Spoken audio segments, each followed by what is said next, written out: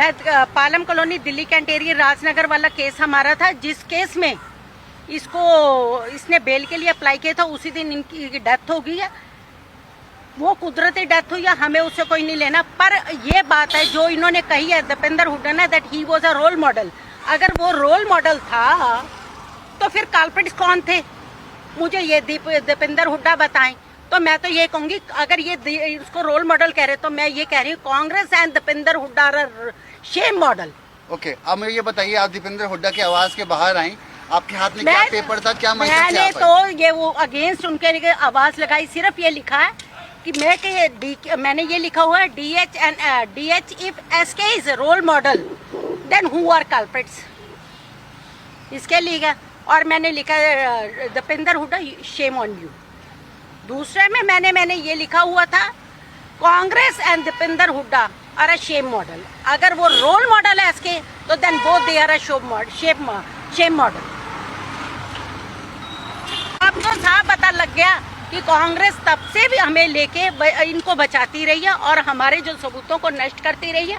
और आज भी जो उसके मरने के पर ये वो शोक संदेश दे रहे हैं कि भी वो रोल मॉडल था, तो फिर तुम लोग सबसे फिर तुम्हारा क्या है? तुम क्या के गरीबों को, तुम जिन लोगों के तुमने घरों के घर तबाह कर दिए, इंसाफ नहीं दिया, सबूत मिटाए, और आज भी उसी को रोल मॉडल कह रहे हो। Shame on them. तो इनके भी मरेंगे तब इनको पता लगेगा। सज्जन कुमार जो 1984 के कत्लेआम जिनोसाइड के मेन दोषी थे, अब कांग्रेस उनको अपना रोल मॉडल बता रही है।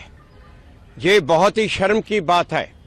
ये तो बात बड़ी पहले से क्लियर है कि सज्जन कुमार ने कांग्रेस पार्टी के इंस्ट्रक्शन पे ये कत्लेआम करवाया था। उस वक्त राजीव गांधी प्रधानमंत्री थे और वहीं से प्राइम मिनिस्टर ऑफिस से ही आदेश आए थे कि सिखों को मारा जाए, और ये तो शुरू से ही क्लियर है। और उसके बाद पहली बार 7 नवंबर 1984 को कुछ ऑपोजिशन लीडर जाके उस टाइम के प्रधानमंत्री राजीव गांधी को मिले और उन्होंने कहा कि सज्जन कुमार ये कत्लेआम कराने में आगे था और मॉब को लीड कर रहा था। राजीव गांधी ने उनको कहा कि सज्जन कुमार को क्लीन चिट दी कि वो तो बिल्कुल ही इसमें इन्वॉल्व नहीं था। उसके बाद ये 17 नवंबर को रिपोर्ट आई PGCL PGDR की, हु आर द गिल्टी, उसमें भी सज्जन कुमार का नाम आया।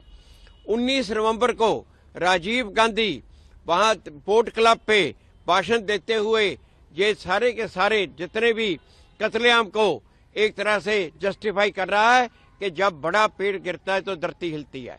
उसके बाद लगातार सज्जन कुमार को बचाया जा रहा था। सिर्फ सज्जन कुमार ही नहीं, बल्कि जो भी इसमें जिन्होंने राजीव गांधी की इंस्ट्रक्शन पे ये कत्लेआम किया, जगदीश टाइटलर, HKL भगत, कमलनाथ, उन सबको रिवार्ड दिया गया और बाद में प्रमोट किया गया। जगदीश टाइटलर को पहली बार मंत्री बनाया गया, HKL भगत को प्रमोट करके फुल मिनिस्टर बनाया गया। कमलनाथ जो गुरुद्वारा रकाबगंज पे अटैक में जब गुरुद्वारा साहब को जलाया और 2 सिखों को जिंदा जलाया, उसको लीड कर रहा था, कमलनाथ को टॉप की पोजीशन उसके बाद दी गई। और ये कांग्रेस पार्टी मगर आज भी बदली नहीं है। आज भी इनके लिए सज्जन कुमार जैसे लोग रोल मॉडल हैं। और ये सज्जन कुमार को यहां तक बचाया गया जब वे पीड़ितों ने इतने एफिडेविट फाइल किए सज्जन कुमार के खिलाफ कि उन्होंने बॉब को वो लीड कर रहा था, तो इन्होंने क्या किया, एक कि उसको पूरी तरह क्लीन चिट दी।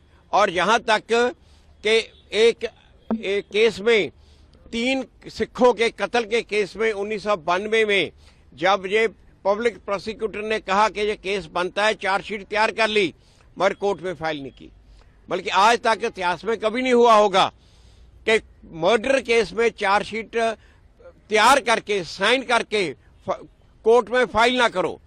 2010 में 18 साल बाद दिल्ली हाई कोर्ट ने स्पेशल पब्लिक प्रोसिक्यूटर अपॉइंट किए। वो BS जून को अपॉइंट किया। उसने देखा कि किसी और केस के साथ वो चार्जशीट पड़ी है, और मगर वो चार्जशीट उसके बाद भी कोर्ट में फाइल नहीं की, उसकी फर्दर इन्वेस्टिगेशन ऑर्डर करके इसको क्लीन चिट दे दी। यहां तक कांग्रेस लगातार इसको बचाती आई है और आज भी सज्जन कुमार जैसे दरिंदों को अपना रोल मॉडल मांगती है, जगदीश टाइटलर जैसे दरिंदों को अपने बड़े लीडर मानती है, और कमलनाथ जैसे जिसने गुरुद्वारा रकाबगंज जैसे स्थान, जो कि गुरु तेग बहादुर साहब का स्थान है, और उसको इन्होंने जलाया और वहां पे सिखों को जिंदा जलाया, उसको भी टॉप पोजीशन पर रखती है। ये कांग्रेस का रवैया वही है जो शुरू से था।